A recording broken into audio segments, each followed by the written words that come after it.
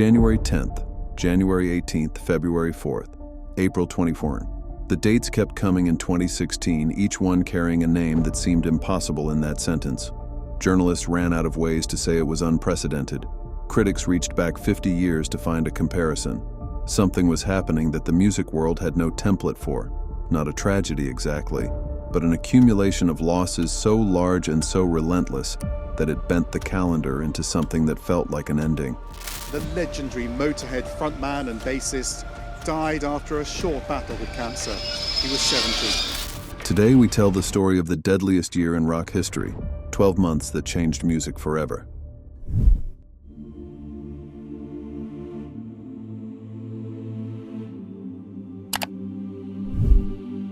On January 8, 2016, his 69th birthday, David Bowie released Black Star.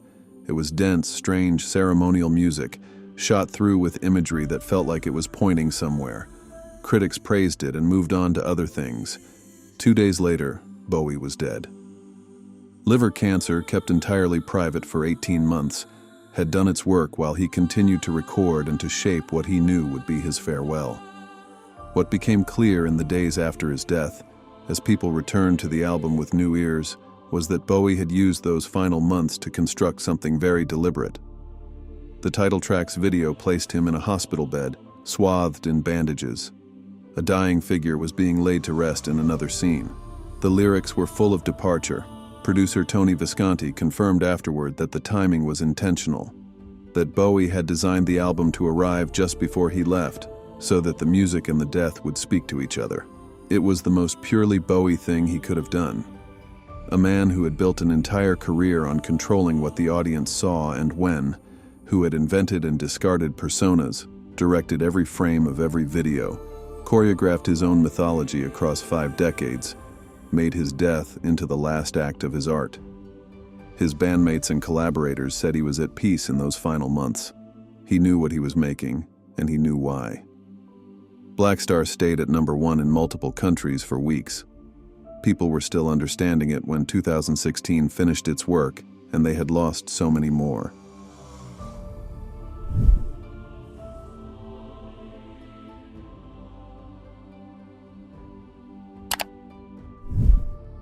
The joke had run for decades. Lemmy was unkillable.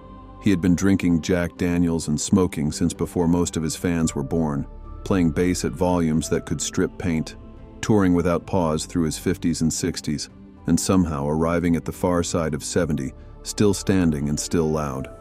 The mythology around his constitution had become its own cultural fixture. The idea that whatever finally finished everyone else, Lemmy would be there afterward, playing a show in the ruins. He was diagnosed with an aggressive cancer in late December 2015 and died on December 28th, 4 days after learning he was ill. He was 70 years old. The speed of it was almost incomprehensible. 1 week he was Lemmy, the next he was gone. His bassist friend put a simple announcement on the Motorhead website. There was no long goodbye, no deathbed statements, no dramatic final chapter, just the news, arriving cold and without ceremony, that the man who seemed most likely to outlive the rest of rock and roll had not. His death landed like the first stone dropped into still water, and the ripples it sent out carried through all of 2016. Music journalists writing about the losses that followed kept returning to him as the moment when something shifted, when fans of a certain generation understood, in a way they had been successfully avoiding, that the musicians who had soundtracked their lives were mortal after all. He died at the end of 1 year. The year that followed would prove him right.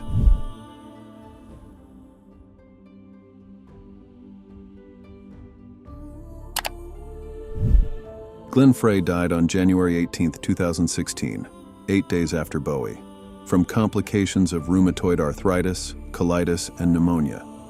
He was 67 years old. He had co-written Hotel California. He had co-written Take It Easy, the song that opened the Eagles' first album and became, over the following decades, one of the most played pieces of music in the history of American radio. He was the co-architect of a sound that defined an entire era of West Coast rock. Sun-bleached, harmonically rich, deceptively easy to listen to and impossible to replicate. The Eagles had broken up bitterly in 1980, with Frey and Don Henley famously saying they would reunite when hell froze over. They reunited in 1994 on a tour called Hell Freezes Over, which felt funny at the time, and in retrospect, feels like a marker of how long a certain generation had been waiting. The band had kept going, selling out stadiums into the 2010s, the music as clean and burnished as it had always been. Frey's death felt to many listeners like the definitive closing of something, not just the Eagles, but the whole California rock era, the Laurel Canyon world of the late 60s and early 70s, the FM radio sound that had been background and companion and comfort across several decades. He and Bowie died within 8 days of each other in the same January, and suddenly the year felt like it had an agenda.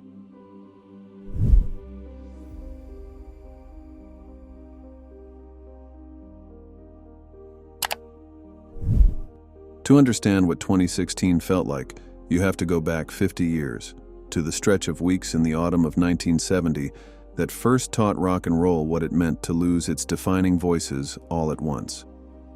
Jimi Hendrix died on September 18, 1970 in London. He was 27 years old. He had taken a heavy dose of sleeping pills and asphyxiated in his sleep.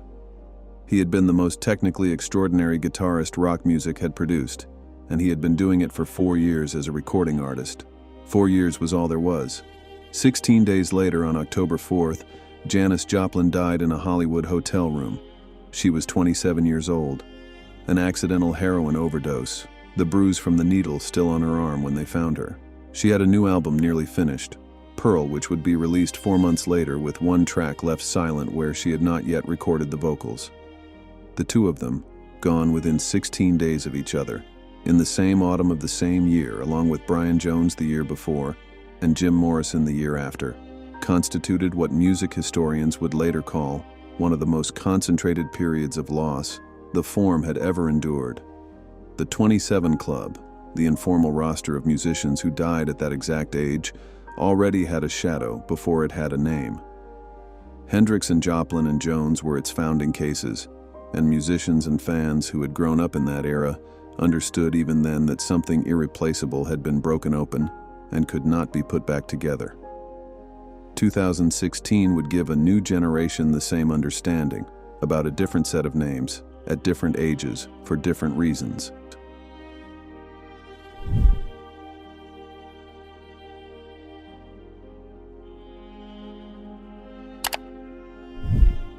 Jim Morrison died on July 3, 1971, in a bathtub in Paris. He was 27 years old. The official cause of death was heart failure, but the circumstances were never fully investigated. The French authorities conducted no autopsy, and the people who were with him at the time told conflicting stories for the rest of their lives. What is certain is that Morrison had been in physical decline for some time, drinking heavily, his voice suffering, his interest in rock and roll visibly fading in favor of poetry and a kind of studied dissolution.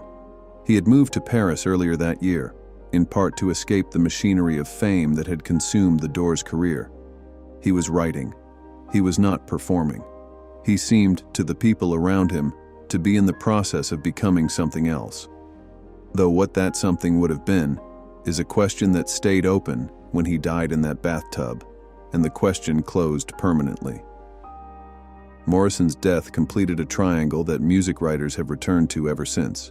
Hendrix in September 1970, Joplin in October 1970, Morrison in July 1971. 3 of the most arresting live performers of their generation, all gone within a year of each other, all 27, all from causes tangled with the same cultural undertow. When journalists wrote in 2016 about feeling as if a whole generation was disappearing, it was 1970 and 1971 they reached back to, the last time it had felt remotely like this.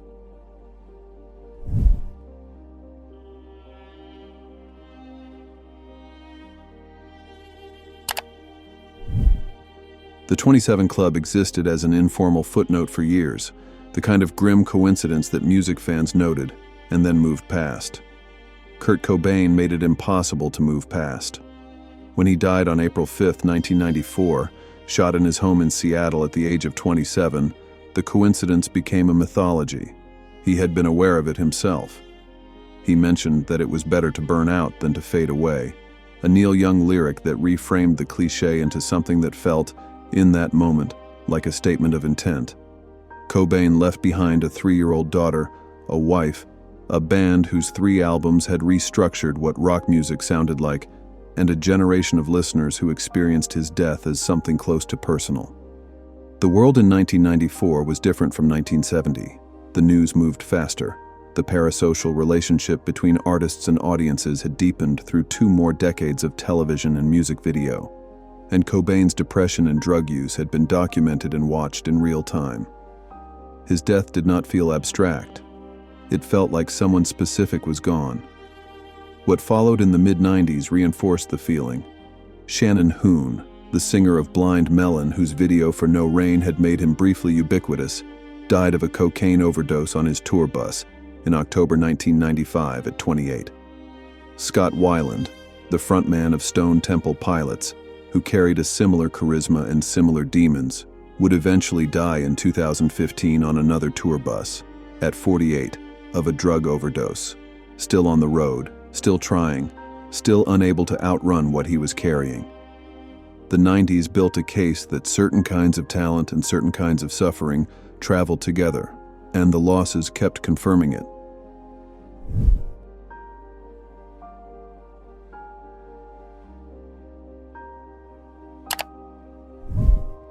If David Bowie's death in January 2016 was the shock that opened the year, Prince's death in April was the one that made people genuinely disoriented. Bowie had been 69, had kept his illness private, but had been ill. There was a logic to it, however devastating. Prince was 57 years old, and in the public imagination he existed outside the normal categories of physical vulnerability. He did not drink. He did not smoke. He had been a Jehovah's Witness for years, had spoken about the discipline of his body and his craft. He played every instrument on most of his albums. He performed with a ferocity that left musicians half his age struggling to keep up. He was found unresponsive in an elevator at Paisley Park, his compound in Minnesota, on April 21, 2016. The medical examiner determined he had died of an accidental fentanyl overdose, a prescription opioid dependency that had been entirely hidden, connected to years of hip pain accumulated from decades of performance in high-heeled boots on hard stages. The private man and the mythological public figure had diverged in ways nobody outside his closest circle had been allowed to see. He also died without a will. An estate estimated at hundreds of millions of dollars had no documented plan, sending the legal proceedings into years of disputes among his heirs. The person who had famously written "slave" on his cheek in protest at his record label, who had fought more publicly and more tenaciously for artistic control than almost any other musician of his generation, had left the most fundamental protection of his own legacy entirely unaddressed. In a year already full of losses that felt impossible, Prince felt the most impossible. The commentary on his death kept returning to the same sentence: Prince could not die. And yet.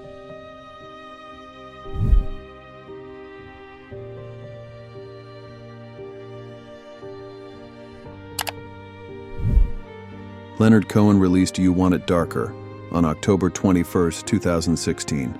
He was 82 years old and had been recording the album from his home in Los Angeles, too frail to travel to a studio, speaking his lines into a microphone while his son Adam produced remotely. The title track opened with a Hebrew prayer for the dead. His voice, always low, had descended into something that seemed to be coming from beneath language itself. Critics called it a masterpiece and wondered quietly whether Cohen knew something they didn't. He died on November 7, 2016, 2 weeks after the album's release, the day before the American presidential election that would itself come to define the year's sense of a world tilting off its axis. He had not told the public he was dying. He had told one interviewer months earlier that he was ready, that he was not afraid of death and was not in a hurry toward it. The album he had just made served as its own announcement. He had been writing songs about mortality for 60 years and had arrived, finally, at the last one. 6 weeks later, on Christmas Day, George Michael died in his home in Oxfordshire. He was 53 years old. His partner found him unresponsive in bed on Christmas morning. The coroner's report, released months later, cited heart failure, dilated cardiomyopathy, and myocarditis. He had not been publicly ill.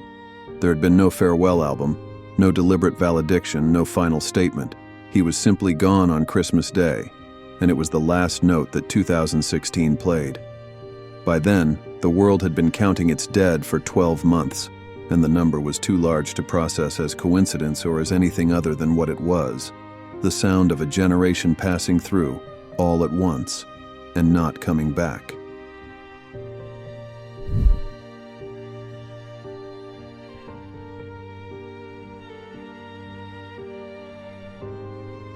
There is an argument that 2016 only felt so devastating because that particular generation of musicians had grown up alongside a particular generation of listeners, and both were aging at the same time.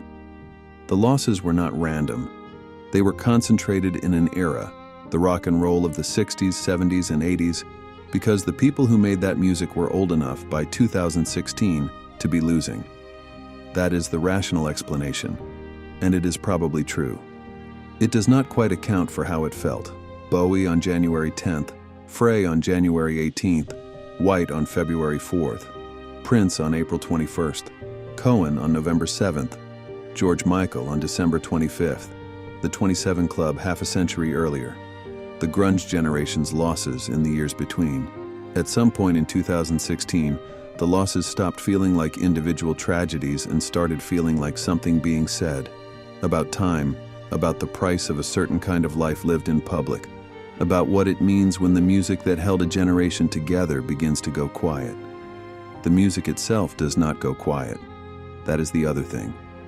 Everything these people made is still there. The records, the performances, the catalog that runs from Ziggy Stardust to Purple Rain to Hallelujah to Hotel California. It plays on. The people who made it are the ones who stopped. Which of these losses hit you hardest?